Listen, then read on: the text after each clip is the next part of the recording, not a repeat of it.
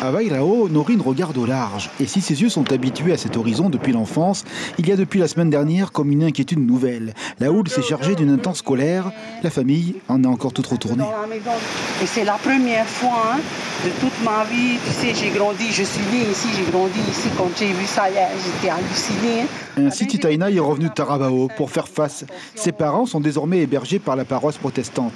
La maison construite depuis des décennies n'a pas été épargnée par les vagues. L'intérieur est détruit. Et ce soir, encore une prévision de houle avec son torrent d'incertitude.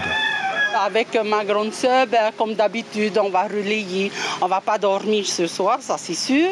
On va faire encore une nuit blanche, justement pour voir comment ça va se passer. Parce que là, honnêtement, je trouve que la mer, là, elle nous dévoile pas vraiment. Là, parce que c'était comme ça, mercredi dernier. Mais tu es rassuré que tes parents aillent dormir ailleurs qu'ici ce soir ? Oui, carrément.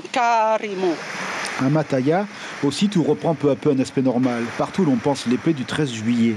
Être au bord de l'eau, un cadre de vie souvent idyllique, appelle son lot de servitude. À défaut de peur, ces riverains du grand large acceptent cette part de fatalité, même si la mémoire ancestrale ignorait la fréquence régulière de telle houle. Ils annoncent un peu plus, moins gros, et on est prêt en tout cas. Voilà. Et donc du coup, face à cette houle, ça vous fait pas peur ? Non, et puis on n'a pas trop le choix quand on vit ici. Et non. Dans cette journée, tous les regards convergent vers la mer, mais l'inquiétude est plutôt de nature nocturne. Retour prévisible de la houle cette nuit, mais de manière moins intense qu'il y a une semaine. Partout, les services municipaux sont prêts, police, pompiers, comme ici à Vairao.